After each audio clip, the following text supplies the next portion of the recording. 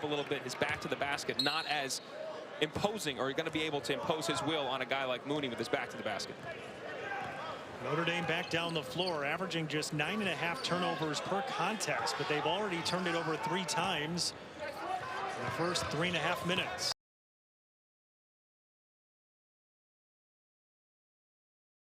The drive, no, but there to clean it up is Durham with the two-handed slam. Got to be a big part of this game is, can you take care of the boards? When you look at Durham and Mooney, obviously Mooney's great at it all the time, but so is Durham. More length and athleticism in this Irish lineup, especially without Popovich there. So the Eagles have to clean up their glass. Here's Thornton coming around the screen. Felder takes the 3, and the rebound to Pfluger. This is where Notre Dame has changed this year. They want to play faster. Mike Bright telling me they want to play quicker. They don't want to turn it over. They'll live with a couple, but they want to play faster because his guys helps them stop thinking and just get into a flow.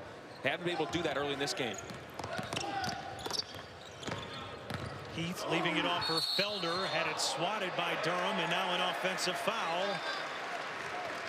And it'll go back to Notre Dame when we come back. Boston College, the early lead against Notre Dame. And Rex Pfluger going in, can't get it to go, but Durham there to clean it up. Seem to like these games early on because it challenges them. I think they were being a little nice when they said that. To tip off the season was tough to be playing an ACC game. Now it's more in the flow of things. They're not surprised. But with that said, BC gets this game at a really difficult time in their season. They've lost 4 straight games as their competition has gone up a notch and playing some more quality teams, and their numbers have inversely gone the other direction. They've really struggled offensively. See, 57 points per game versus 73. Their field goal percentage is down.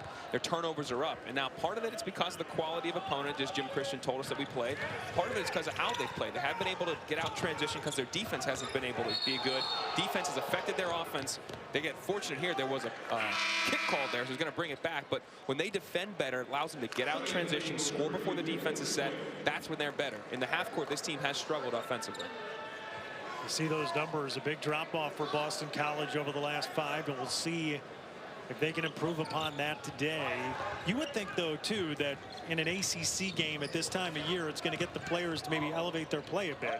And the intensity's up for sure. Anytime you play a league game, it's different. Now another turnover. Thornton there, great job of fronting the post and getting around Mooney to get a hand on it. And that's Jared Hamilton knocking down the bucket. Had the kick on the previous play, and then ahead of the pack for the basket to make it 7-4.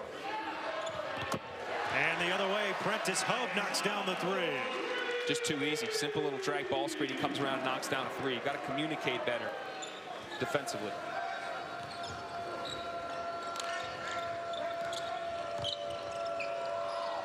Mitchell against a double. Jarius Hamilton, baseline jumper rattles in. Hamilton, the sophomore, coming in confident. C.J. Felder picks up 2 fouls, so Hamilton comes in right away looking to make something happen, and he does. Dane Goodwin has just checked in for Notre Dame, pops a 3, and the rebound comes to Thornton. They need Goodwin and Nate Leshevsky, 14 and Green, that have both checked in to be better offensively and take those shots. It's a great look for Goodwin. He's got to hit it. Jarius Hamilton has scored 2 straight buckets for Boston College. So far, the Eagles have come out with some good energy. And now on the drive to the basket, no from Gibbs. A little bit too strong with the layup try. And Hamilton the other way puts it in, but an offensive foul, so that basket will not count. They needed that because Hamilton's he's come in here looking to change the game, and he has back-to-back baskets. That, again, maintains his aggressiveness. That's a good call, though, as he put his shoulder down, went right through Leshevsky. Something to watch here with Notre Dame is we've talked about offensively, they've struggled. And Mike Bray was saying, when you play at home and our guys want it so bad, it's almost like they're squeezing it so hard it's slipping through their fingers. When TJ Gibbs misses a layup, he stares at the ceiling and exhales. Dane Goodwin missed that wide open 3, kind of rolled his eyes when he came back. They've got to have short memories, play with confidence, and keep playing through some of the struggles. Don't play tight. Almost another turnover for Notre Dame. And now here's Leshevsky, knocks down the 3 from the wing. You mentioned him, and right on cue, hits a 3.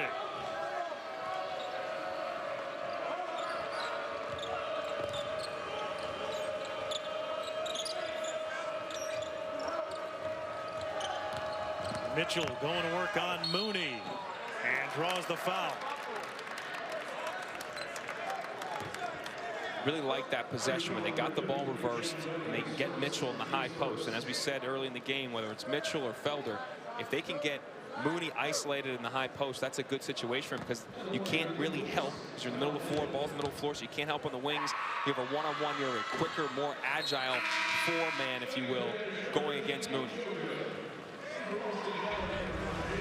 As you take a look, see, it comes a great angle here where he gets the ball right in the middle of the floor. Gibbs can't help on the weak side. He's going to drive it to his left. Smart shot fake, get Mooney in the air, get into his body, get himself to the line. Stephon Mitchell, a good start to this game. 5 points for Boston College. And having to shift a little bit defensively with Nick Popovich out. But in talking to Jim Christian about it, he said, Stephon will be fine. He's a versatile guy. And so far has made an impact on this one. And without Popovich, they are smaller, but it allows them to switch a lot defensively, keep the ball in front of them, which they've done a very good job of so far in this game.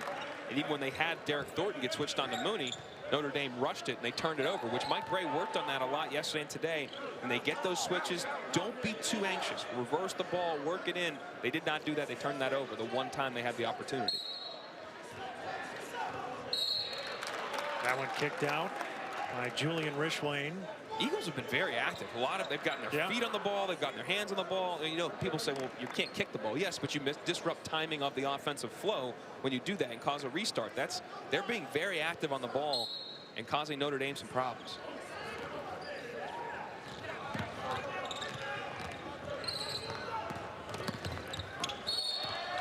Krzyzewski going in, and he's called for the offensive foul.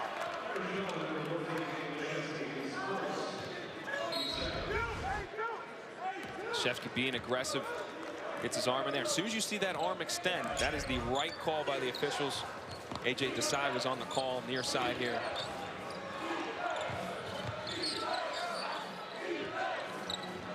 There is Heath, a three from the top of the key. It's good. Jay Heath, who's made an immediate impact as a freshman, drills the triple. That was deep. That was an NBA range. He shot it with confidence, and he shot it well from three this year. 47%, one of the best in the nation in terms of freshmen knocking down threes at the collegiate level. And now a foul coming up against Mitchell.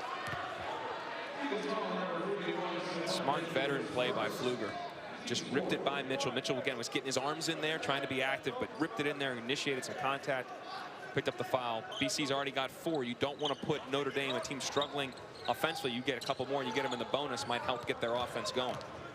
Right now a 9-3 run for Boston College. They go inside. Krzyzewski, the bucket, and a foul.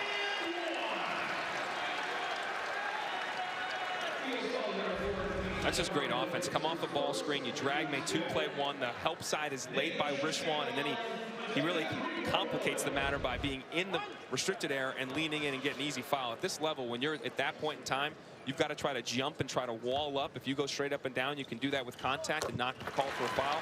When you're under that basket like that and still sliding, it's going to be a block. And you're giving an opportunity for a three-point play, which he capitalized on.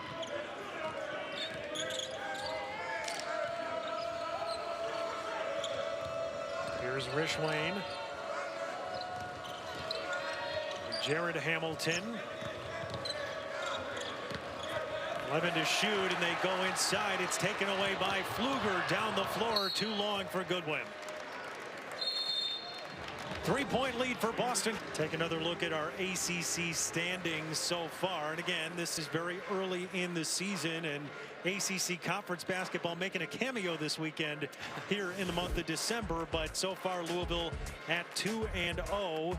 Virginia Tech 1-1. Syracuse 1-1. You got Duke and Virginia, North Carolina, the teams that you'd expect to be near the top. They are there. Duke had a really good win last night at Virginia Tech, coming back when they were down. Louisville took care of Pitt at home. Pitt did play well for that game, but Louisville really handled things. And it's been a fun Now we're in a 20-game season. We launched the ACC network. There are reasons we're playing these games early. Right. The coaches didn't exactly love having the first one out of the gate back on November 5th and 6th. I think now it's a little different. You're in the flow of your season a little more.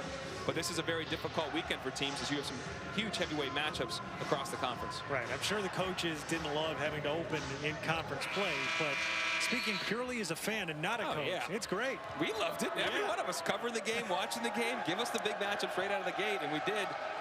And now that these teams have settled into kind of where they are in the season, and this is a huge game for both these teams. BC's lost 4 straight. Notre Dame 0-1, as we showed you in conference play, losing to Carolina to open the campaign. Here's Derek Thornton out of the timeout, racing in and laying one in. Dane Goodwin's got to be there on help side. His man's in the corner. His responsibility is help. And Coach Bray talked about that in the shoot around a lot. I want him on our help side to be really tight. He was a step late, and TJ Gibbs got beat off the bounce. Nikola Jogo is into the game for Notre Dame. He had a huge game last year. He had 21 in one of their meetings that led them to a win. Sure did. And there's a turnover, and Boston College racing across with Thornton. A little bit behind Mitchell, but still able to muscle it in. That is the 8th turnover by Notre Dame, and we are less than 10 minutes into this game. They are 3rd in the nation in turnover rate, just 13% of their possessions. 9.5 turnovers in terms of raw numbers per game. They're already at 8. Now they are at 9. That is really shocking. Yeah. So far, 11 points off of turnovers for Boston College. And this is a team offensively that has struggled, BC, as of late. The last 4 games averaging 57 points per game. You allow them to get turnovers and manufacture offense out of their defense, completely changes the equation, and that's what they've done earlier in this game. I mean, it's a huge story here because when you think about Notre Dame basketball under Mike Bray in the 20 years he's been here, you think about a team that doesn't turn it over and doesn't foul.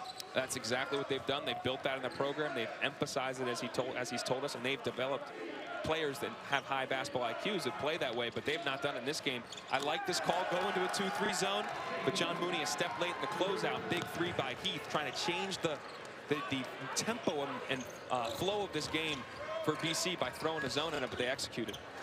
And now Gibbs all the way in and lays it in from the right side. TJ Gibbs with his first bucket of the game. Very quickly down the floor went Hamilton. That's erased, and now Notre Dame can reset offensively. Nice job. Coming high post, high low to Mooney. Great job exposing the mismatch. Gerald Hamilton inside. Nobody has the size to handle Mooney inside without Nick Popovich in this lineup one-on-one. And when they recognize the angle and the time to enter the ball, they're going to have success. John Mooney so consistent offensively and as a rebounder.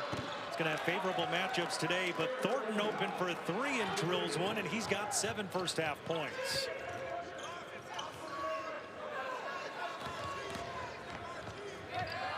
Hub ran into traffic. Go inside Durham. Nice look from Pfluger. Again, mismatch inside. They're switching a lot of screens. Jay Heath, the freshman, is matched up with Morgan. He's given up about 7 inches and a ton of length. Good ball flake by Pfluger and a good entry pass again. They stay in the zone.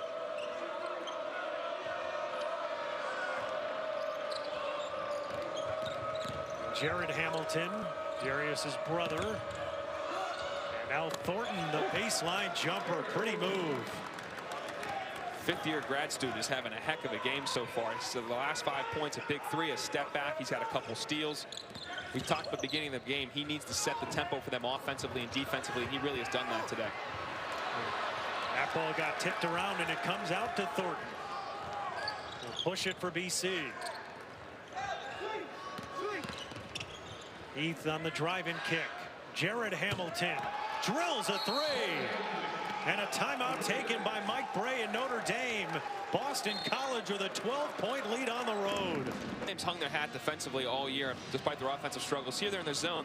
That pass should never be able to deliver it. It's hands if that be up. Then John Mooney, the bottom right there, was literally just jumping around. He went and almost kind of half doubled the ball. Doesn't need to be there. Once the ball gets entered in the post, they like to fan out and take care of the shooters. They're not really locked in defensively. They're not communicating. They're not executing the basic principles, whether it's man or zone. You can't win a game like that. And that's what they've done all year. They've been good defensively, top 50 in the nation, and adjusted defensive efficiency. That's how they've been able to win games despite their inability to shoot the ball like they've done in years past. But for Boston College, it's been a great start to this game for Derek Thornton, who's got 9 early points, was great in the first ACC game. for Boston College as well, which opened the season against Wake Forest. This is a 3-try good from Hub, and certainly Notre Dame needed that. Derek Thornton, here's a kid who started his career at Duke, looked like he might be a one-and-done player, maybe headed to the NBA after a year or two. Things did not work out for him at Duke, ends up at USC for a couple of years, really became much more of a pass-first guard than a scorer, and now in his grad transfer year, back in the ACC with Boston College, and in some ways this is kind of an opportunity for him to show the people in ACC country what he has as a player now in his 5th year. Yeah, I'm sure there's some chip on his shoulder in that regard, but he's playing the way that we thought he would be at Duke. We thought he'd be at USC. Tonight, he's actually playing very well. He's got a couple steals, knocked down a couple threes, and again, he's helping lead them defensively and offensively, which is what this team needs. As Jim Christian told us, he's a 5-year player. Doesn't mean he can't learn and improve. And he still is averaging 4 turnovers a game. So he wants him to take care of the ball. He wants him to be a guy that's going to be a leader and a communicator for him. And he's doing that today. Yeah, this kid was the former number 13 recruit out of high school in the nation out of Findlay Prep. He was in double figures in 6 of his first 13 games at Duke. Looked like he was going to be that kind of player that they expected. Ironically, ends up at Boston College for a game, his 13th game. And then all of a sudden things started to go haywire for him. But look at the players that he played with at Findlay Prep. These are all NBA players. He was of that caliber coming out of high school. Yeah, I mean, Findlay Prep at the time, it's been now defunct, but was a factory of future NBA stars. And that's a great take by Jay Heath to slide over, get his hands there, his feet there, excuse me. And Prentice Hub pushed off. Again, that is their 10th turnover. They average 9.5 a game. This is unheard of for Notre Dame basketball. Prentice Hub, his first personal. And Boston College with an 11-point lead. They're 13 of 19 from the field, over 68%. And Notre Dame has now turned the ball over 10 times. The body language on each bench is starkly different right now. When they just had a couple substitutions, Heath just came out. The entire BC bench is up, dapping everybody up. Dane Goodwin walks over, slams down a water bottle, hangs his head. Notre Dame's down 11. They've played very poorly, but you have to maintain some composure in this game and some poise and play with confidence because you're playing at home and this is far from over. Jarius Hamilton, the spin around Mooney, can't get the shot to fall out of bounds. It'll go to Notre Dame. Good move by Hamilton. He's been ultra aggressive when he came into this game, scored back-to-back baskets there. He almost got a second foul on Mooney when he used that ball fake, but Mooney was able to avoid his body contact just enough. Pfluger in the corner, hoists for 3. That one's short. Jared Hamilton down the floor. Can't get the roll, but a foul on the floor. They're going to give it to Pfluger. Tough call on Pfluger. I thought he was doing just a physical box out down there. First foul on Rex. Got Mitchell's arm. That's tight because Mitchell's actually the one clenching down. It's not a hook and hold because he's not wrapped around it, but he was clenching into Pfluger's arm. That's tough. Gives Boston College another possession. And now Pfluger's going to get another foul here, and that was, I think it was a foul as he was curling around the screen. Yep. Jared Hamilton was, and that's, you getting it. There is only 8 scholarship players at Mike Bray's disposal right now. So Dane Goodwin, the sophomore, comes right back in, as does Juwan Durham. Trying a little offense, defense. Don't want to get Mooney to pick up a foul here. See if they go to zone. They like having Durham in the middle of that zone and the possessions to come to help alleviate some of the foul issues in the last couple minutes. Something you don't see often. 2 fouls in 1 second. Yeah. Game action. Switching their defenses right now. Switching man to man. So there was a mismatch there. Hamilton should have driven Durham. He settled for a 3. Gibbs on the drive. Now Dane Goodwin will get into the lane. And a foul coming up. Almost a charge, but they give the foul to Jarius Hamilton. Hamilton recognizing, you see him sliding, that left foot still moving. He's almost still airborne when the contact was made. Good call by Jeff Clark, the underneath official, to call the block. Yep. So Goodwin will go to the line. The sophomore from the Columbus area. That's Hamilton at the end of the bench. He's got a towel on his face. Not sure if he's cut. Tomorrow, what an early season conference game this is. Cole Anthony, number 7 North Carolina in Charlottesville, taking on number 5 Virginia. 4 Eastern on ACCN and the ESPN app. Absolutely massive conference game. Both these teams coming off a shellacking they suffered midweek. Virginia got it up at Purdue here in Indiana. Carolina got it at home from Ohio State in the Big Ten ACC Challenge. So both those teams are hungry for a win. That is a huge game on Sunday afternoon. Absolutely is. Virginia, as good as they've been, certainly playing low-scoring games here early on. Low scoring? You should go into politics. You're nice. Yeah. They can't shoot it right now. And Braxton Key being injured is huge.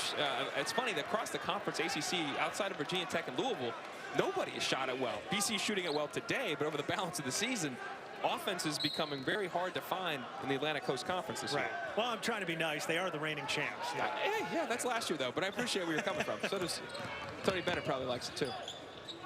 Good skip pass. And the 3-try off target from Prentice Hub.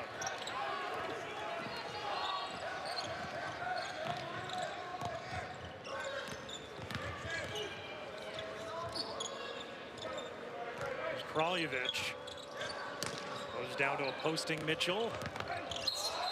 Goes in on Leshevsky, and he takes the foul. Nice job by Nate Leshevsky.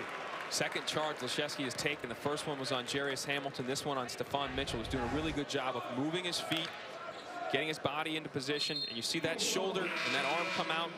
Great call by the official. When he's the primary defender, you don't have to have your feet set. And the offensive player creates the contact, puts his shoulder arm into you. That's an offensive foul. Love the look we just got there as he looks up the official. He's like, I think I did it right. Yes, I did. Yes, I did. Let's go the other way.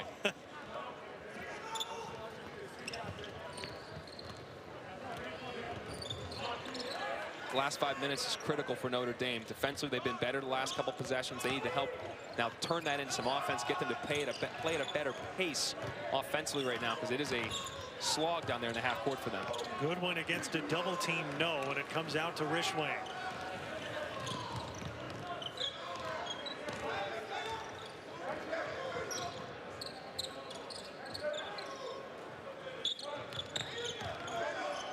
Now Heath around Kraljevic. Rishwain, known as a good shooter, and threw that one off the fingertips of C.J. Felder out of bounds.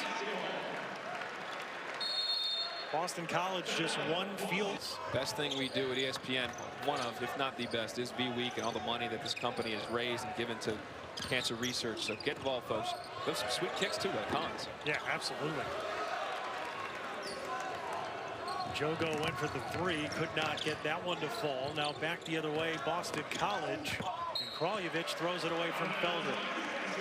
Last 2 possessions, BC's been sloppy with the ball. They've done a great job defensively, holding Notre Dame to just below 40% shooting, getting out in transition, getting into flowing into early offense, but they've got to take care of the rock. Again, you want to finish strong here. They've had a great first 17 minutes almost. You want to maintain this lead or extend it. You don't want Notre Dame to go into break 4, 5, 6 down and have a little momentum here at home. Boston College has shot the ball pretty well too, 59% in the first half.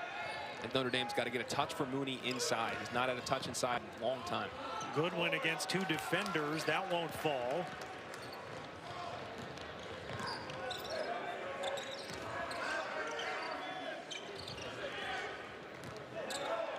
Now Thornton will bring it out. Drive and kick. Kraljevic, the baseline jumper, no. That one hit under the backboard out of bounds. It'll be Notre Dame's ball. See what kind of set they run. Again, maybe a lot of times sometimes you see a double high ball screen, roll Mooney into the post. There's got to be some sort of action to get him a touch on the block. Kraljevic, a little bit bigger body, though. That's not as easy for Mooney in terms of gaining position and being able to dominate inside. But still, good things can come of that and help them generate a good look, because they haven't got one in a while. Yeah, Notre Dame won for its last 11 from the field. And now Gibbs in the paint, and that won't fall. A lot of 1 pass shot, 2 passes shot right now from the Irish. BC falling out of rhythm a bit too. They're 1 for their last 7. Kraljevic posting against Mooney.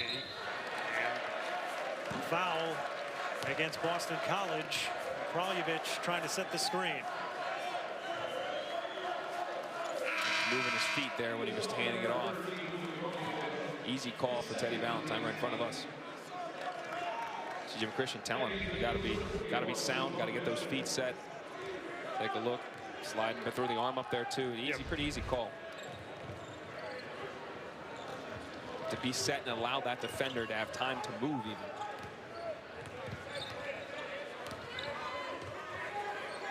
You see that Mooney, they're trying to get the ball in the post. Good help side defense by Thornton and a good front by Hamilton. 9 to shoot. Gibbs on the drive finds the cup this time. He's done a good job this game of getting downhill in the lane. Whenever he can get in there and finish, that's great. The possession before, when he ended up stopping on 2 feet, looked to kick out because they're collapsing on him. Jarius Hamilton, I see, is now headed towards the tunnel. So we'll try to update his condition when we have one. Here's Heath for 3. It's good. Jay Heath has knocked down 3 triples in the first half. Came into today 11th in the country in 3-point field goal percentage among freshmen. Not great communication. Leszewski was late there to step out onto him. He's shooting 47% from the 3-point line. You got to run him off the line. Goodwin tries to answer. That won't fall.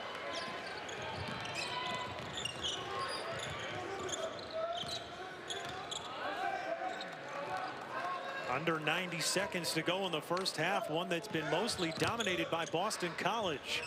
Thornton, pretty move. You know he's feeling it because that was just dribble, dribble, dribble. I'm going to go try to create something, but that'll drive Jim Christian crazy. You have a great shot, an individual play on one end, but you don't run back in transition. You give up an easy layup when things are going your way right now. Christian does not look happy.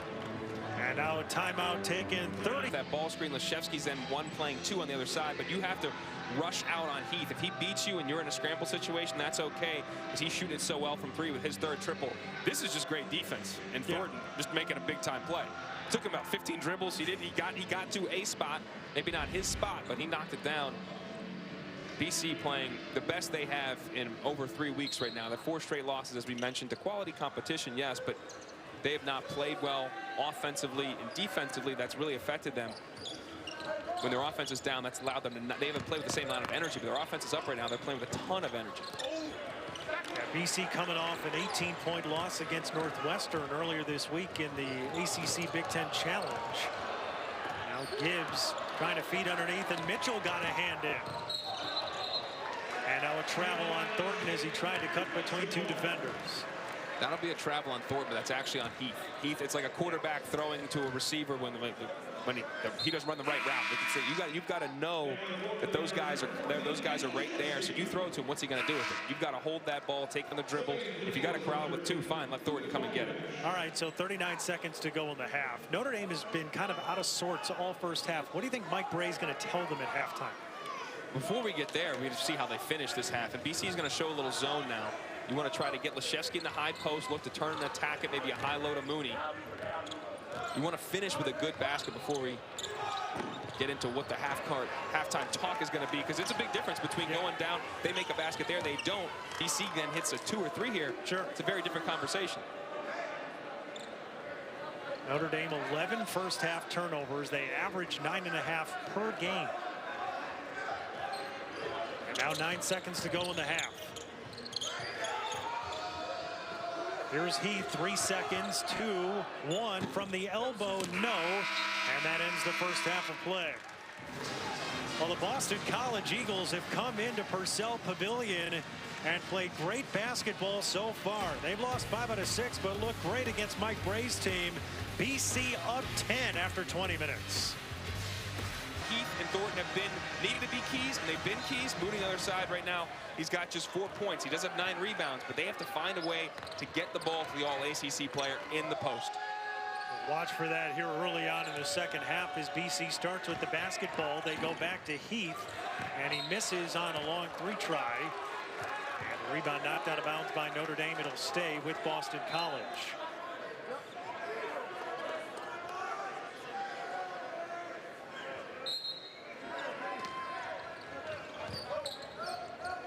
BC triggers it back in. We'll see what they've got for this opening possession of the second half. Here's a 3 try. Felder It's good. They pick up right where they left off. That's where the mismatch. Again, Nick Popovich not in the lineup. They're more their traditional centers, so Felder's out there. Mooney's guarding him. He doesn't love to guard in the perimeter. He had his hands down. He wasn't pressuring the ball because of Felder's speed. He hits the three. Mooney tries to respond. Big play by Pfluger, fifth-year senior. They need extra possessions as a great offensive board and a great tap pass. That was like pinball, and it ends up with Pfluger, and he hits a three. That's what he does. That's a fifth-year senior that has made big plays for them at big times. He gives them an extra possession, then the tap pass, and then a great pass by Gibbs right back to him, and he hits the big triple.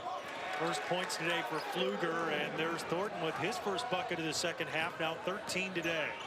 Defensively, just too easy, though, for the Irish. Again, ball screen, low communication. He gets right into the lane. Prentice Hub has an open three, can't get it to go. He didn't want it. Yeah. He caught it, he held it, he looked around, he was wide open. Catch it with confidence and shoot it. Pfluger knocks that one out of bounds. It'll stay with Boston College. Things about winning, Jordan, are little things you got to do. BC has not done them in recent games, and Jim Christian has told us this is not a little thing. Pfluger gets the ball, saves it, stays in bounds. Now check out this one-handed tap pass, gets it back, doesn't just get the open shot, makes it. He made all the right plays there to give them 3 points and a little bit of a jolt.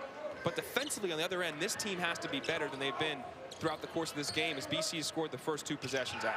There's Jarius Hamilton, who's back into the game, had to get stitches in his lip during the first half. Could not come up with a bucket there. They need to get Mooney touches inside. I'm going to keep saying it. He's only had about 3 post touches in this game. Mooney fights that one up off the glass and in. A ball screen and roll action. Gibbs was able to get downhill. Mooney was able to slip down in there, and they give him the pass. 10-point lead for Boston College here early in the second half.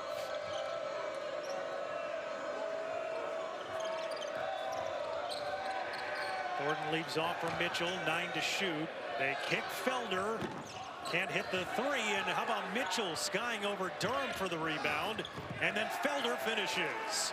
Back-to-back offensive rebounds for the Eagles. They're one of the worst offensive rebounding teams in the nation. Bottom 30 in offensive rebounding percentage. 2 big ones. Hub tries to answer with a three, no. Heath comes out with it.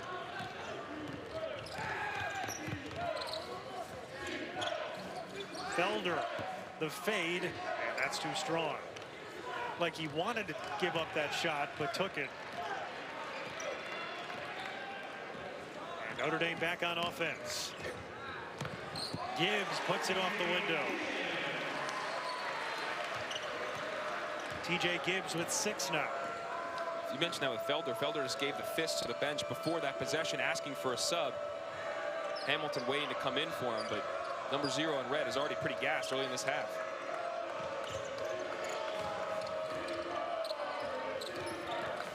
Thornton trying to get around Gibbs. No. Mitchell lost the handle, and it comes out to Mooney. Mooney now into double digits in the rebounding department. Only 6 points so far. And there's a three for Gibbs. And a key part of that, the shot was made, and then Jeff Clark made the flopping motion. Thornton tried to flop and draw the call. That could come back in later. New rule this year. And so Notre Dame trying to creep closer to Boston College and finally starting to get some of the shots to fall. And this is a great job by Gibbs to get down the lane, knock it off the backboard. Offensively, they're starting to turn the corner. Defensively, where this game is going to be won, though. Back here at Notre Dame, you see Derek Thornton. This is a new rule this year, folks, the flopping, as he clearly accentuated that quite a bit. 3 went down, the 3 counts, the flopping motion is made. Now, they were warned during the media timeout. Why this matters is if a ball goes through the basket and a BC player touches it, then it's a delay of game. If they step over the end line on an inbounds pass and it's a delay of game, those are technicals. If it's another flop, it's a technical. You get 1 warning, and then everything else after that, you get assessed a technical. So that action, they're trying to weed that out of the game. It's a controversial issue because that one's obvious. If we have a bang-bang play on a block charge, which they've called them this year, that could be a technical, and those are much harder to assess, especially in a tight game like this. How do you feel like it's gone so far? Because it's definitely a transition. It's like a couple years ago with the hook and hold. There were some growing pains early on. The hook and hold, though, is clearly defined, and it's a reviewable play. You can go look at it and say, okay, here's what it is. We're trying to weed this out of the game. I don't love some of the reviews and the length of some of them, but it's easy to understand. This is now another subjective call we're putting on the official's plate that is very difficult to make. I don't love the rule. I like the intent, but how it was how it's going to be adjudicated, I think I have a lot of questions with. Here's Jared Hamilton out of the timeout, and a nice move into the lane. Puts it over 2 defenders. He's got 7 points in this one. Mooney's got to get a touch. They're trying to get it into him. Get it reversed. Let him keep posting. Have some patience. Hub from the elbow, too strong. A step back behind the back shot from 15 feet. Now that's Jim Christian will have him take that all day long. And Heath left open for 3, but this time can't come through with it. Hit 3 threes in the first half. And this time it's a charge on Hub. We're going to take a look at this. That one looked like in a live action. I wasn't so sure about that. And that is not a charge in my mind. He's still sliding over there. Prentice Hub is trying to avoid the contact. I think that's a block on a pass. It should be Notre Dame's ball. Well, it was nice of them at least to give us a good example right after we discussed it. So now underneath, here's Hamilton, no. And his brother cleans it up. Another offensive board. Again, uncharacteristic things are happening in this game. BC's offensive rebounding. Notre Dame's turned it over a bunch in the first half. BC's scoring off those turnovers and making shots. They made a ton of tough shots in this game. Great slip off the ball screen. Good delivery by Hub. There's your touch for John Mooney, who's now got 8. Boston College a 9-point lead. 5 minutes gone by here in the second half.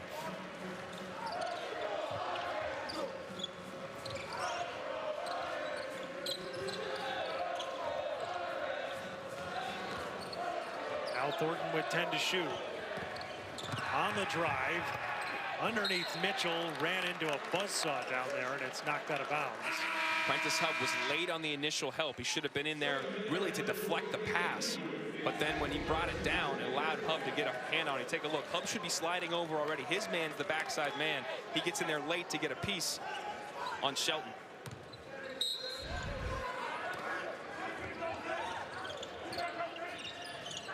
Here's Julian Rishwain, a 3, no. Rebound to Mooney. Mooney now 13 boards. Pfluger the other way.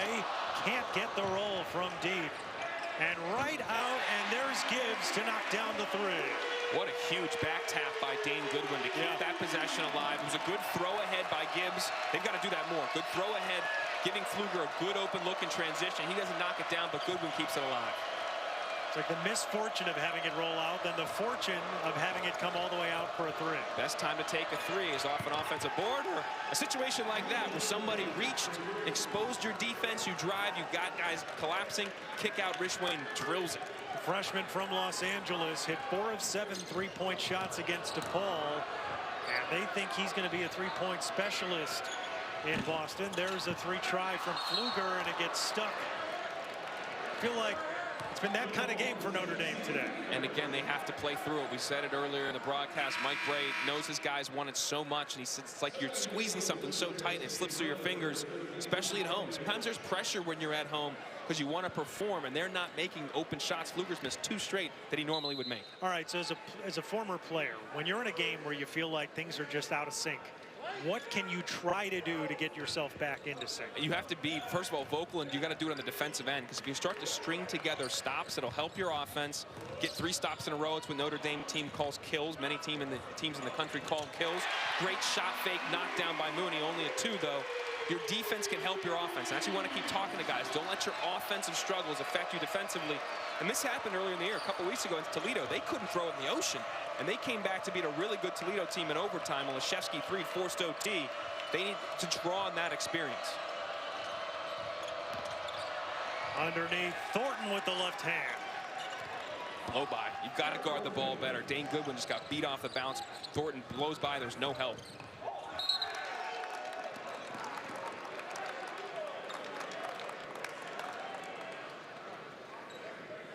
This is where the new collegiate line changes play here. That's a 3 last year for Mooney, but he steps back, toe on the line, Not an ideal shot, but he's starting to get a little flow, though. He had 2 finishes inside. He knocks down this shot. That hitch in his shot, folks, that is normal, by the way. If you're just tuning in to see John Mooney, which would be surprising if you're still watching, you've never seen it before. But that is his standard shot, that hitch, and he shoots it on the way down. Not the most aesthetically pleasing, but it works. Well, along those lines, if somehow you haven't seen him play, this is a guy who's a double-doubles machine, and he's got 10 points and 13 rebounds. And that 3 was another good look. He just couldn't get to go down. And this is Jared Hamilton with the floater, no. And now a foul underneath. It's going the other way. Good battle by Leshevsky on the weak side. And Felder picks up the foul. Felder now with 3 personals. John Mooney averaging just under 15 and just under 13. This is a guy who's one of 8 major conference players to average a double-double. Second in the nation in rebounding, and he's an absolute beast, although he's not seen the ball much on the block this game. There would be that's the shot. The shot is good because it went in, but again, when you have that switch and he has the guard on him, the thing to do sustaining this game long term and to try to really turn around is to get the ball inside the Mooney. And now Notre Dame with 4 3-point makes in the half, and they've gotten it back to 6. Things are starting to fall for the Irish. Crowd's starting to come alive as well. Here's Felder. Cannot answer. Rebound to Mooney. And he gets every rebound. He really, it's amazing. He's got great timing. He's got great body, and he can get up. And Notre Dame fans feeling a lot better about the way things are going now. They've cut the deficit to 6 in South Bend to help those fight cancer. And it hits us all. And Dallin, it's something that you've dealt with personally. Yeah, for sure. And unfortunately, myself, like many other individuals and families across the country, have been touched with this. Lost my father to cancer in 2012. Former basketball player for many years, back at Duquesne in the 60s, and really taught me the love of this game, a work ethic, and a desire to succeed in life. And unfortunately, his life was taken all too soon. At 69 years old, diagnosed with prostate cancer, spread to his back, metastasized. We found out in March. He was gone in July. So it happened fast. And this is the best thing we do at this company, in my opinion, is V-Week and raising money and building up the research capability to help fight this terrible disease, because I am, unfortunately, not a unique case. Unfortunately, that is definitely true. It hits all of us. It hits all of our families and friends. We all know someone that has battled cancer. And now Hub underneath, and the rebound to Felder. I was just talking to great Notre Dame coach Digger Phelps in the break here at halftime, and he's a 2-time cancer survivor. Everybody remembers him for his great exploits here and great career on television as well, but being another one of those cancer survivors. And again, the money that is raised through V-Week allows more people to have that moniker attached to their name, cancer survivor. That's what it's about, raising money and awareness so we can fight this horrible disease. Certainly it's something that the Notre Dame team has dealt with Rex Pfluger losing his mother just a few months ago, less than a year after being diagnosed with brain cancer. Rex has her heartbeat EKG reading tattooed on his wrist, that he says that he gives it a kiss every night to think of his mother, and says he dreams about her, and it's just been such a difficult time for him, but he smiles his way through it. He's handled it incredibly well. It's brought his team together in what's been an awful event for him and his family. There's nobody that is out there that isn't affected in some way by the disease. There's Felder, and he knocks down a 3. Boston College extends the lead back to double digits. This was a huge possession for the Eagles. Getting penetration, getting that kick out pass to Felder. He had all day to shoot it. Notre Dame started to turn the screws defensively, make it tougher for the Eagles, but that was a big response. Prentice Hub on a 3-try, and that one bounces over the backboard out of bounds. There is Rex Pfluger. I just love the way that he's approached such a difficult time. Says that's how his mom was. She was someone that taught him to just smile through whatever happens, and that's what he's decided to do. There's that tattoo on his wrist, on his left wrist. His mother's heartbeat. That's been part of what this team has dealt with, what Rex has dealt with. They went through it together and tried to be there to support him. And Mike Bray did say one of the things our team has come away with is through this awful situation, a better team chemistry. We've been together, we've been tight together, and tried to help him through it. And it's changed the complexion of his team. Well, Rex Pfluger, tore his ACL last year, but I'm sure now he would tell you that's not even a big deal at all. Absolutely. And there's the tattoo of his mom's heartbeat. And just talking to Mike Bray about it before the game, you mentioned the chemistry, like you said, but also just the way that he's been able to handle it. Yeah. Right? Some rough moments, as you could imagine, but he's handled it incredibly well. And that was something I thought Bray said was really interesting too. His parents come to a lot of the games. They were kind of the leaders of the parents group after the games. Where are we going? Where are we going to hang out together? And that shows the kind of people they were and kind of how infectious their personality was across the program. And to lose him, obviously the players and all the parents involved, the whole program, that loss has been reverberated through this group.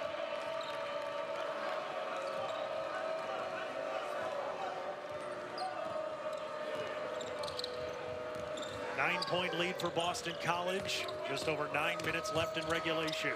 Here's Mitchell against two defenders. Couldn't get that one over the rim.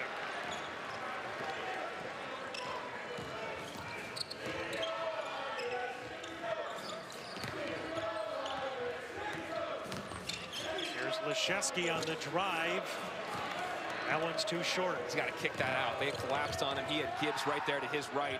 That's a bad shot. Leads to a transition opportunity the other way. What a big swing that possession is. Julian Rishwain now 2 triples here in the second half.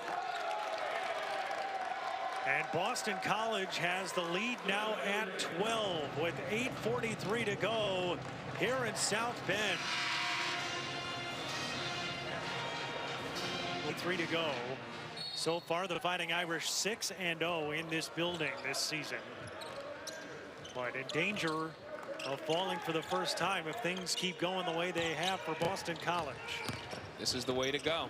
You come out of a timeout, you go right into your all-ACC player, get him to go to work. He gets himself to the free throw line. Unfortunately, he has really struggled from the line this year. 10 for 23, that's 48%. But this is what you want to see, just working on Stephon Mitchell. Help comes the other side. Mitchell gets a little piece of his wrist. He gets himself to the line. We saw Notre Dame throw a little press on a few minutes ago, too. If he can make these foul shots, as he misses the front one, makes the second one, see if they throw a little pressure on them, too, try to change the pace of the game for BC, throw them out of rhythm a bit, maybe get a turnover. Mooney has struggled at the free throw line this year, under 50%. Makes 1 out of 2 there. A little pressure is applied by Notre Dame. Just kind of a faux pressure. A drop back.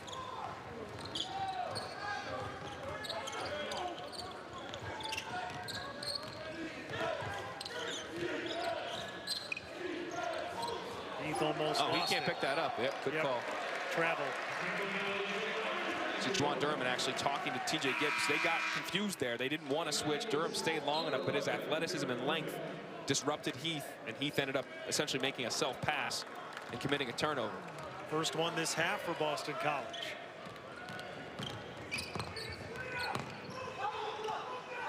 Here's Mooney. Fouled on a 3-try.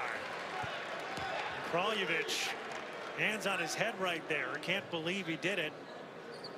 And so now Mooney back to the line. But we did mention, not a great free throw shoot. That was a great play call by Mike Bray. It was a fake. They had like it was going to come down as a cross screen. He faked it, went to the counter, which was a screen down on his man to pop up top for a 3, and he gets fouled.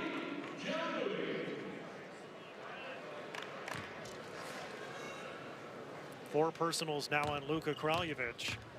That's important too, because Kraljevic is the one guy that has some body that can lead some resistance on Mooney in the post. And clearly, since that timeout at 8:43, the last 2 possessions have gone through their all-ACC player.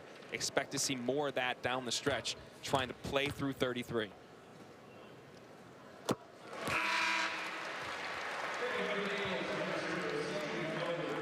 Tomorrow, what an early season conference game this is. Cole Anthony and number 7 North Carolina in Charlottesville will take on number 5 Virginia. 4 Eastern on ACC Network and the ESPN app. Both teams need a win. Both teams dealing with some injury issues too Armando Bacot out for Carolina. Braxton Key out for UVA. And this guy's got to be all world, really. He's been that way so far. Cole Anthony's been outstanding. 20 points a game, leads all freshmen in terms of D1.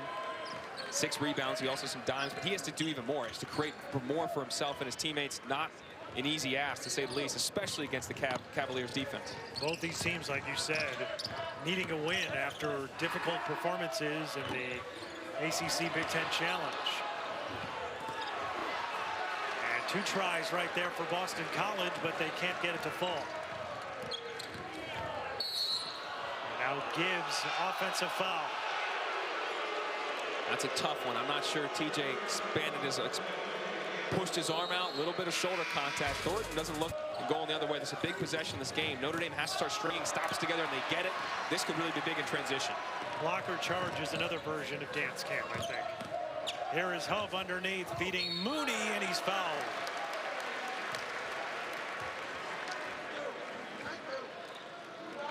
Jarius Hamilton will pick up the foul. Number 3 against Jarius, and now John Mooney back to the free throw line. 3 out of 5 so far today.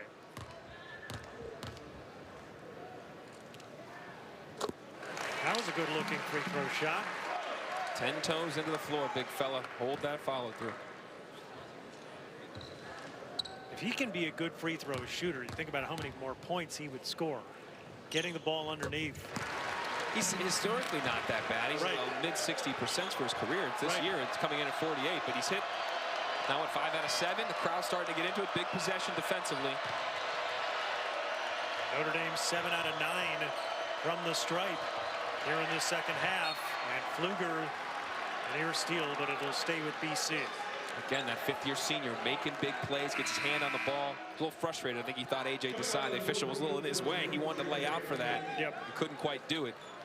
This is where not having Nick Popovich hurts, because you don't have another guy you could go to, throw it on the block, and play through him. So if you're BC, you want to get the ball in Thornton's hand, maybe allow him to work off a ball screen. I mentioned Kraljevic has 4 fouls for Boston College. And now Jared Hamilton from the elbow, good. That's a rare mistake by Pfluger there. He reached for no reason. If he could have been sound and stay in his position, he could have lined up and cut off Hamilton. Great block. Oh, tough late call at the end of the play right there.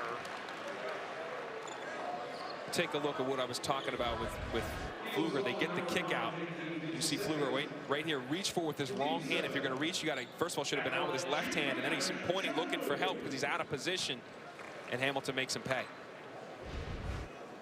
2 fouls against Jay Heath, and now right back to the line goes Mooney. BC is not taking a free throw today. Right. Again, the absence of Popovich, they didn't have him to manufacture some offense in the interior. But also, they haven't needed it. They got their turnovers early on. They've shot the ball very well from deep, especially early in this game.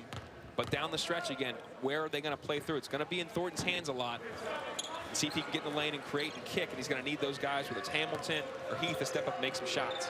Stephon Mitchell, 2 free throws in the first half, but in the second half, none. Notre Dame's gotten a lot of their points at the line. Here's Heath racing around Mooney. They worked on that and shoot around, and yesterday in practice, Notre Dame did that handoff, and don't let him curl. You've got to either get under it or get over it, and then have help from the big and wall him off, cut him off. Don't let him get downhill. Too easy for Heath. He's got great speed with the basketball, does Jay Heath. Mooney's got a mismatch with Thornton inside. And a 3 try, good from Prentice Hub. 9 points now for Hub. They need to get him hot. And Boston College's lead is now just 7 over Notre Dame. Good read, because Thornton, as I mentioned during the play, had a mismatch with Mooney inside, so the weak side help has to be there. As you see, Thornton's on the inside. Heath now is doubling, almost doubling before the ball comes in. Gibbs reads it, skips it over the top to Hub. Hub knocks it down. That's the right read. When the help is that hard there and you can't throw it over the top, you skip it over the top to that guy's man, and he buries the triple when they needed it. Big 3 right there for Hub. You mentioned that Prentice Hub in the past has had some big-time games against Boston College, but so far today, Hub just 9 points on 3 of 10 shooting, and all of those points have come from beyond the arc. For Boston College, this is a team that obviously has not played well against Notre Dame. Historically, they've lost 13 straight against the Fighting Irish in 18 of 19. Their last win against Notre Dame was in February of 2004. So as this game gets closer and closer to the finish, not to say that the players are necessarily thinking about it, but how does Jim Christian keep his team focused to try to get this one in the victory column? Yeah, I was a sophomore in college then. That's how long ago that is. But that doesn't matter to any one of these guys, and they're not even aware of that. That doesn't matter. It's the fact that last year they had 2 games. They thought they should have won 1 for sure. Yeah. So they need to find a way to close the game, and they've lost 4 straight. So that's all they're thinking about right now, is how to take care of business on the offensive end. What are they going to do? They're going to try to play through Thornton, play through Heath, get those guys in ball screens, handoff situations, and execute offensively. Defensively, they have to be tougher together and make it hard for Mooney, because they're clearly trying to play through him, and they've done a good job of it to this point in the second half. BC just 3-13 all time in this building against Notre Dame. And out of that timeout, they go right into pressure. Again, trying to put some pressure on this BC team, change the pace of this game, and maybe create some turnovers. This time BC able to beat it. One of the benefits of not having Popovich is you play 5 guys that are more comfortable handling the ball, especially Stephon Mitchell, who was in the middle there where they wanted to break it, was able to get across the timeline. 12 to shoot now for the Eagles. Thornton, the step back jumper over Gibbs. He's feeling it, man. Screamed after that, flexed on him. He's feeling it right now. Derek Thornton now with 17 points. And now Hub, no. Second chance opportunity for Gibbs, no. Out of bounds, and it'll go back to Boston College. That was the right read again. Thornton switched on again to Mooney. They skipped it over the top. They got a good shot. Then Mooney's able to get the offensive rebound, not just because he's a great offensive rebounder, because you have Thornton standing next to him again. I said 17 for Thornton. He's got 19. And what's cool to see with Derek Thornton is how much his offensive game has flourished coming to Boston College. In his couple of years at USC, he was really a pass-first guard, but he's showing what he can do from a scoring standpoint. Yeah, Andy Enfield's crew was a little different there, too. He had a number of talented pros around him, so his job was to facilitate. And here is Jared Hamilton with the left hand in the lane. Back-to-back big-time shots. He curled around that screen, got into a nice 10-foot zone, and knocked it down.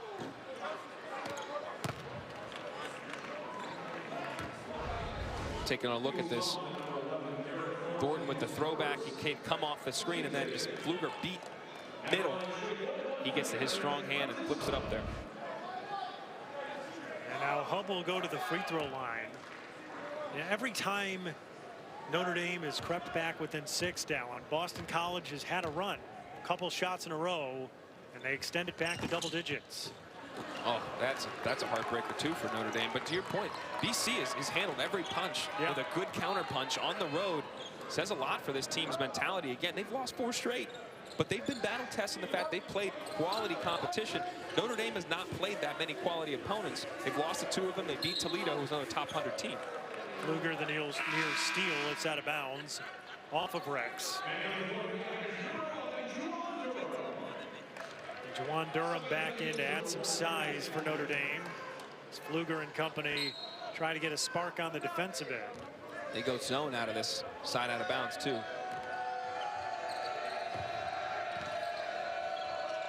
That leaves Heath open for 3. And can't get it to fall. Rebound to Pfluger and a foul against Jared Hamilton. BC, that was textbook execution, though, against the zone. They recognized it right away. Thornton got them into something immediately. Mitchell flashes into the high post, gets him to collapse because he's a very good, skilled big man that can score there. Kicks it right out to Heath, who had all day to shoot it. He just missed it. And now Pfluger to the free throw line. He's a very good free throw shooter. 79% on the year. That's the only mistake in that possession, was fouling a guy 80 feet from the hoop when you didn't need to, and you sent him to the line. And the disparity, Dallin, continues to be there because Notre Dame now 12 of 16 at the free throw line. Boston College 2 of 2 for the game.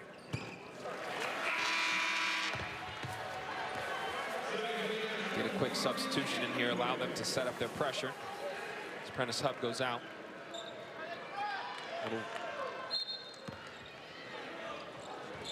They trapped out of this before. We'll see if they trap the first pass, if they trap on the sideline here. They do not.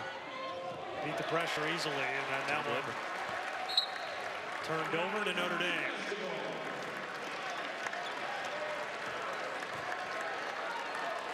Did the hard part, right? They got it across half court. But sometimes you're still playing a little frantic. Quick inbounds play, opportunity for Pfluger, wide open. And he cannot hit the three. Stephon Mitchell, we talked about how good a rebounder Mooney is. Mitchell is certainly one of those guys. Third on the active rebounding list in the ACC. He's averaged over 8 rebounds a game in his career. They stay in the zone. And Heath gets that one swatted away by Durham. Durham really good, 2.4 blocks per game. Top 20 in the nation in his block rate. He's very good, very long in the middle, especially in the middle of that zone. In the corner, Dane Goodwin, no on the three. Out of bounds, and it'll stay with Notre Dame when we come back.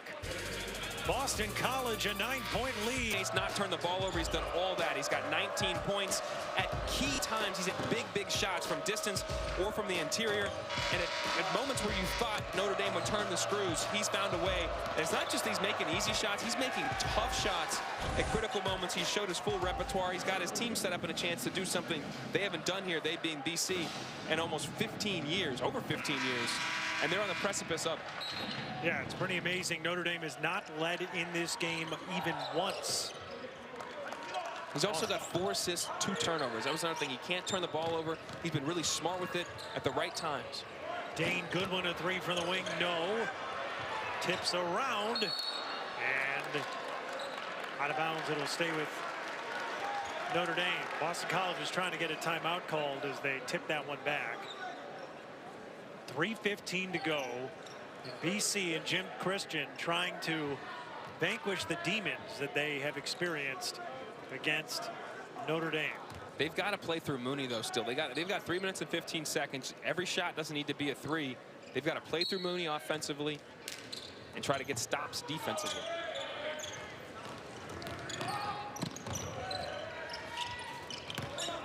Double comes. Durham's got to know it. Good find. Left Pfluger wide open. This is where this game's going to be determined, though. Defensively, we said already that Notre Dame calls kills 3 stops in a row. They have 0 kills in this half. That's why they have not been able to get on a run. You have to string together stops. They need to string together kills here right now to find a way to cut down this lead. Down by 7 under 3 minutes. They stay in the zone again, too, which has been effective the last 2 possessions.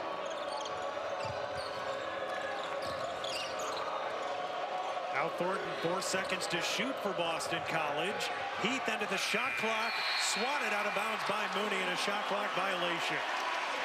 Sometimes against a zone, Jordan, you become a little bit on your heels, especially late in the game. You know you don't want to shoot too fast. They have to remain aggressive. They've got to look for Shelton Mitchell in the high post, and Thornton and Heath in particular have to look to drive the ball into the gaps. Against the zone, you don't only have to pass the ball to break it down. Drive the ball off the bounce into the gaps of the defense. Gibbs trying to get to the bucket, and a foul is called. That one's on Jarius Hamilton. And that is number 4 against the sophomore from Charlotte.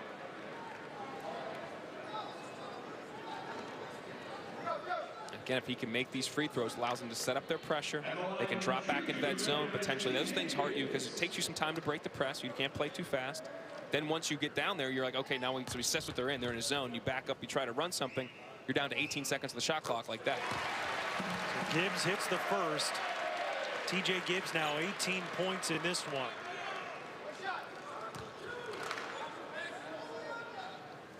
Also 6 assists for TJ. Make it 19. And now it's a 5-point game.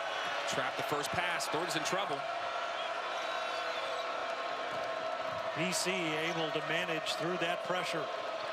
Gibbs just a little bit late stepping up. You want to step up on that next pass.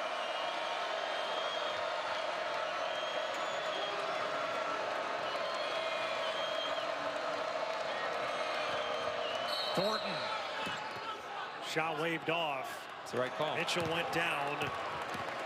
Foul against Notre Dame. Pfluger ran right through the screen. You can't do that. And there's got to be communication. It's a good job of screening the high man in the zone. He doesn't know it's there, and he just runs right through Mitchell. That's a good call on the foul. Now, fortunately for Notre Dame, that's only their 4th team foul, so they're not going to go to the line.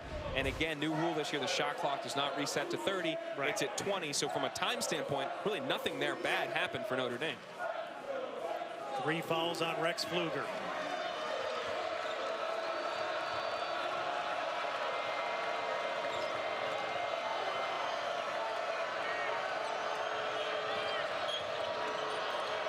Seven seconds to shoot for Boston College. In the corner, Jarius Hamilton for 3. No. Mitchell gets the rebound. Inside 3 Irish players, and a jump ball is called, but possession arrow will keep it with Boston College. Good contest late. BC does not get a good shot, but Juwan Durham under the basket has to realize where that 3 came from. He's got to get weak side. He's standing in the middle of the lane. What his job is to get weak side, put a body on Mitchell, and then he gets that rebound. He just ball watched. 6 offensive rebounds in the second half for BC. That was a big one.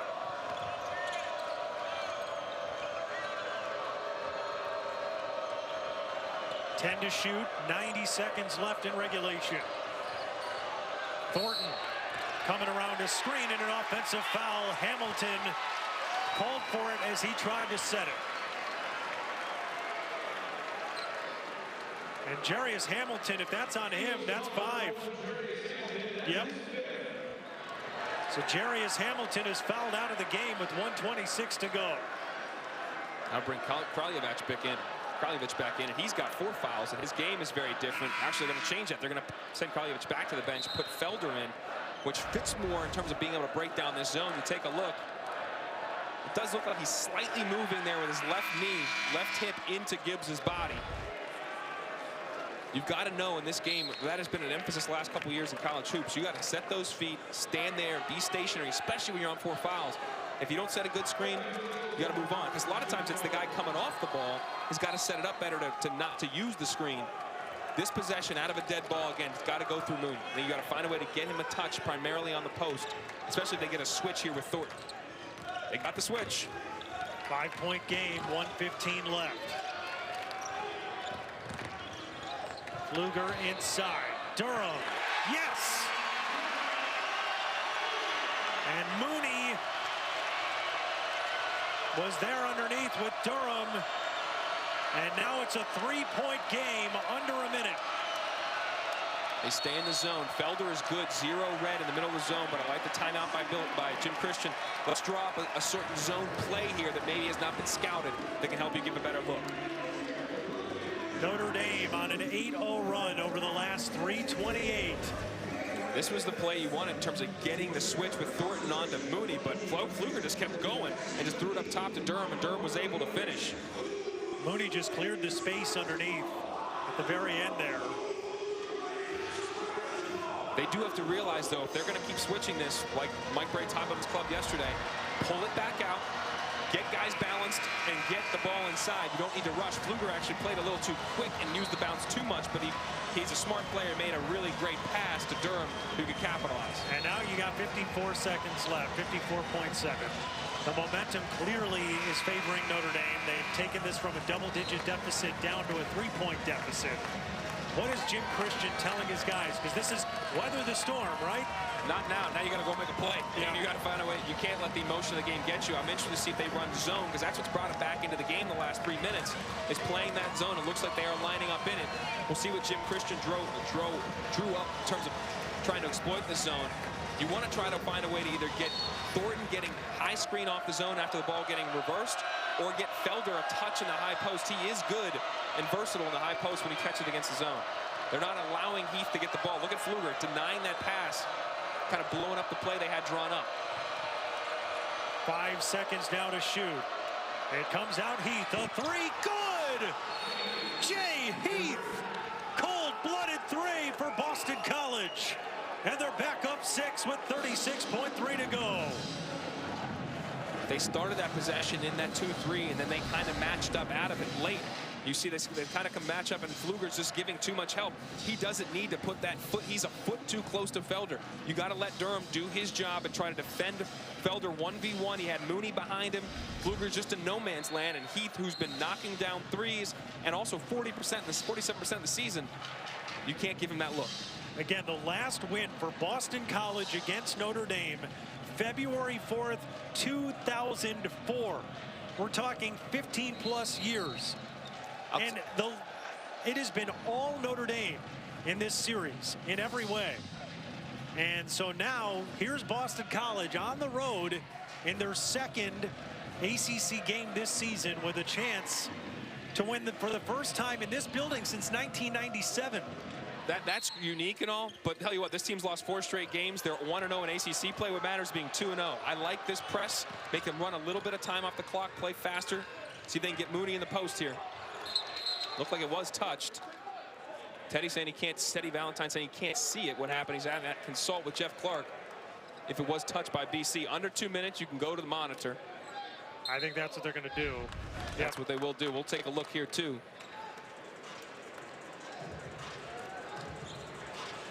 Really tough to tell from that angle. That is. Now, usually there's a call made on the floor. I didn't see a signal from Ted. That's the thing. So if there's no signal from the floor, there has to be incontrovertible evidence to overturn a call, but there was not a call made. Doesn't look like Felder touched it. It doesn't look like he doesn't think so, obviously.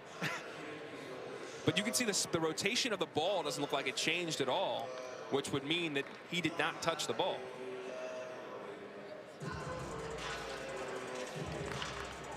It's really tough to tell.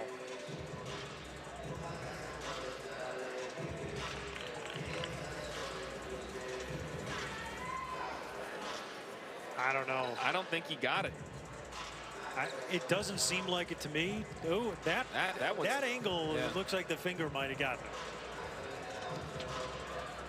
And this is obviously a huge call. You've got Boston College with a 6-point lead down, 28.5 seconds left. Notre Dame needs the ball as much time as they could possibly have it. And this is where Mike Bray's got to talk about both scenarios with his team. So, okay, guys, if we have the ball, here's where we're running on our sideline out of bounds. If we don't, they only have 14 fouls. So they have to be ultra aggressive on the inbound pass to try to get a steal, if not foul right away. You want to get close to where you can have a situation where you're putting them on the line, and you need 3 more fouls where you can get there, but you go for the ball first. We'll see what Teddy Valentine says. We'll stay with Notre Dame. Now they need to know what they're running out of the side OB. You don't need a 3. You don't need the first quick shot. You need the best shot available early and then take it. How many seconds can you take off the clock really before you put a shot up? You can't think of it like that. Yes, there's urgency about it, but you need to find a good look. You can't force it up because it's a 2-possession game no matter how you slice it. Well, Pfluger will inbound.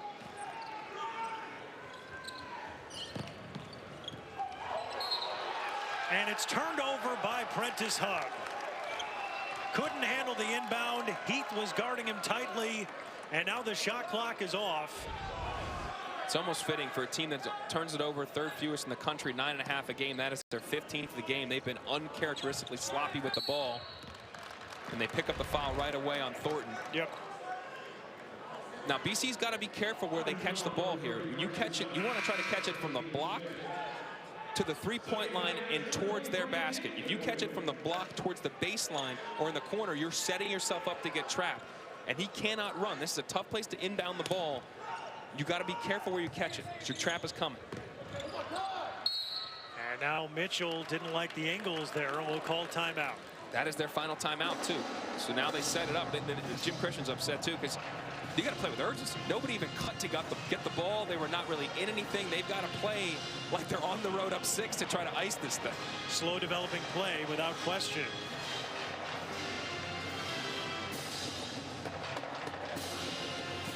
Now BC is spoiling this party right now here in Notre Dame. Yeah, Boston College trying to earn the win here on this floor where Notre Dame so far this season has not lost.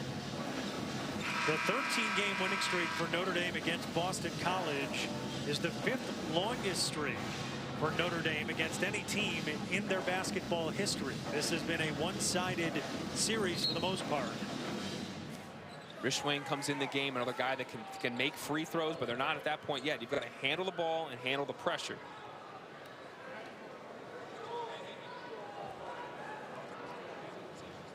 Now Jeff Clark and Ted Valentine talking a couple things over as they get set to inbound the ball. They're just confirming the spot of where the ball should be and that he is stationary. Yes. And so now Mitchell has to fling it, and it's caught by Mooney.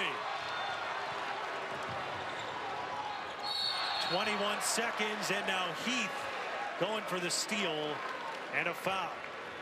That's compounding one bad play with another bad play. That's, again, guys not really cutting to get open. Nobody came to the ball. He throws literally a Hail Mary. He's not Doug Flutie. Doesn't work out for him. Then going the other way, you don't foul. Heath is a freshman, yes, but you cannot foul Gibbs 35 feet from the hoop with his back to the basket. You're going to give him 2 free throws and a chance to set up your press. That is a terrible sequence for the Eagles.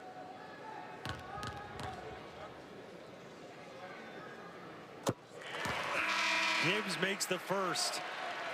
Now with 20 in the game. And Notre Dame,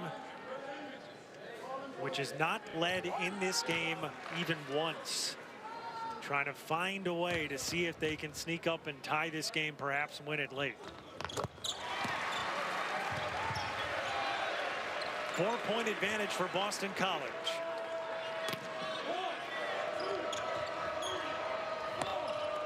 Dangerous spot.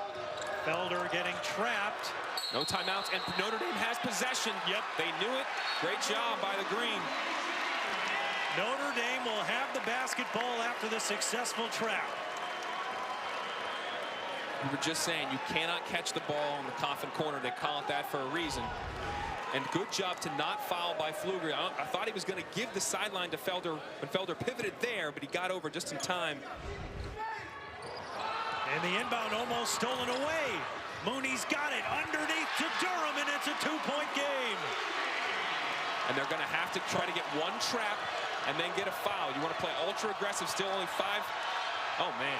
Inbound, loose. Boston College has got it, and a foul called at midcourt. Wow. I'll tell you what this is not. This is not a clinic on how to break a press up late on the road. I mean, this is, again, another Hail Mary, but first, Mooney gets the just really great awareness by him to find a way to corral the ball and not force the runner and drop it off to Durham. And Stephon Mitchell, again, just, I mean, he's got Felder kind of coming to the ball. Somebody's got to come to the ball and want the rock.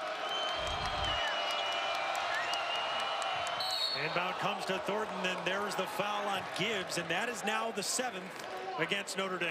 And they needed to give that, especially because Gibbs was falling. You had enough time there. If you got him in the right position, you could try to trap one trap and then get out and get a foul. But in that situation, you just got to give it.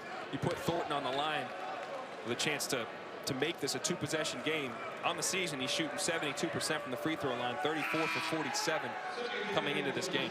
Boston College will have free throws for the first time since there was 13-13 left in the first half. They have 2 free throw attempts in this game. And now Derek Thornton, 72% free throw shooter with critical ones here with 10 seconds to go. Misses. Rebound to Notre Dame. 5 seconds. 3 seconds. Gibbs. No, and a foul. 2.9 and a foul with a chance to tie it. Really smart play by Pfluger and Gibbs. Pfluger kind of gives him the drop-off pass. Gibbs could have taken a 3 there. Doesn't. He realized, I'm down 2. I'm going to push the envelope, make the official make a call, or get myself to the rim. That's the right call. It was a foul. Can he step up and knock him down, though? An old wise man once told me, Jordan, foul shots win ball games. Exactly right. Well, Gibbs cannot connect on the first. With 2.9 left. In one timeout, you want to miss this intentionally, I would think. Miss it intentionally, you can get a guy in the glass. You've got Mooney with one of the best rebounders in the country underneath. They're trying to get Juwan Durham checked into the game, but he can't. The ball was already en route to Gibbs. If he makes this, though, they can call a timeout, but if he misses it, they got to go for the board. Gibbs makes the second. So now they'll get Durham into the game. 2.9 left, 1-point game. You want to deny everywhere, not allow BC to get the ball entered. Durham's big on the ball. As soon as it is entered, if they catch it, you have to foul immediately. Mitchell gets it into Heath, and Mooney follows him with 1.8. Notre Dame has made a valiant effort. They've come all the way back to make this a 1-point game. They have stifled Boston College on traps, on inbounds with the pressure late. But despite all of that, Boston College, which has led this entire game, now with a chance if they can hit some free throws here to ice it. Thornton just missed the front end, missed another front end of a 1-and-1. So Mooney's asking right now, like, if they get this thing, if they can get it right away, is an immediate timeout. And Notre Dame has one left, so if they catch it, Mooney just told Teddy Valentine, if we get it off the rebound, it's an immediate TO. Missed by Heath, timeout. The clock was off. Now, yeah. It's going to be fixed. I think he's going to have about 1.5. 1.5, maybe more. But we'll see. And Thornton misses the free throw. Now Heath misses the free throw. Notre Dame's got a shot. But well, let's see how much time.